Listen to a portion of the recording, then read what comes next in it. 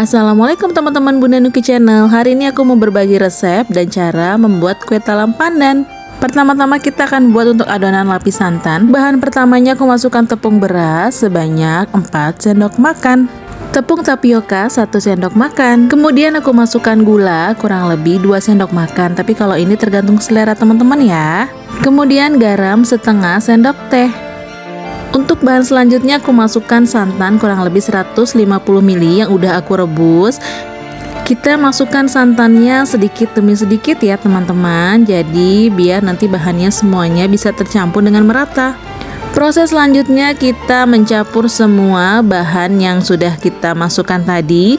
Kita kocok-kocok sampai dipastikan semua adonannya tercampur dengan merata ya teman-teman. Kemudian kita siapkan saringan untuk menyaring adonan yang udah kita buat tadi, supaya adonannya tidak ada yang menggumpal seperti ini teman-teman.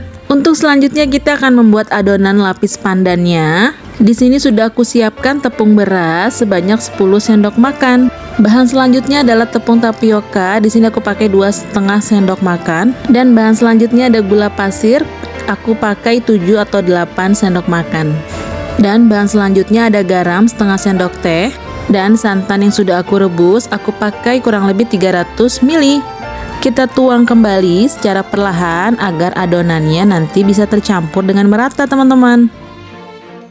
Kemudian kita campur adonannya sampai semua bahan-bahannya menyatu dengan sempurna.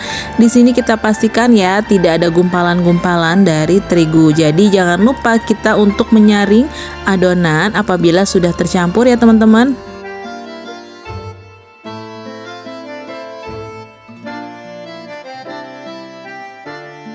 Ketika adonannya sudah tercampur dengan sempurna, kita masukkan untuk jus pandan. Jadi aku buat jus pandan ini dari daun pandan sebanyak 6 lembar. Kemudian aku kasih air 50 ml. Kemudian kita campur-campur kembali adonan dan jus pandan yang udah kita tuang tadi. Dipastikan semuanya tercampur dengan merata ya teman-teman ya.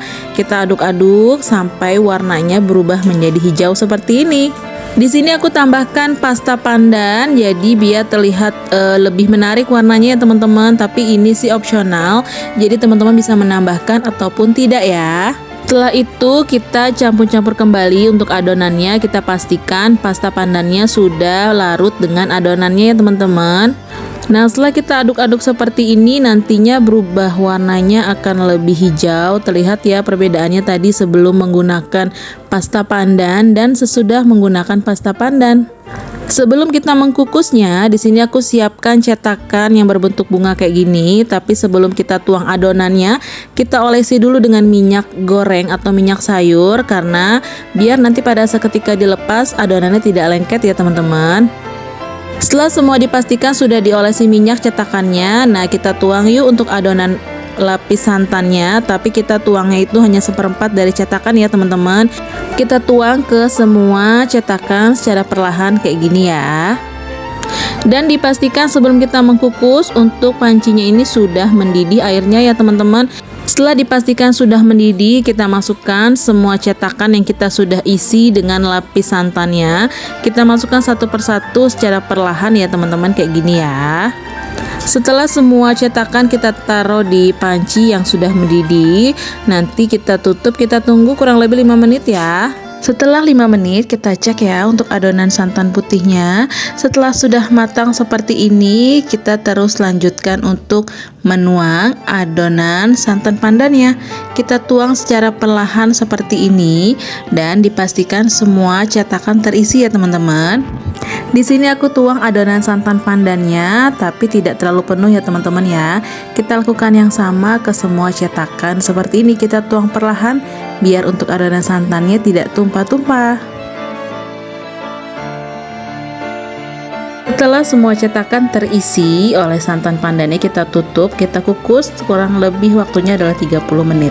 Setelah 30 menit kita cek dulu untuk adonannya apakah sudah matang. Nah kalau sudah tampilannya seperti ini, maka talam pandannya sudah matang ya teman-teman.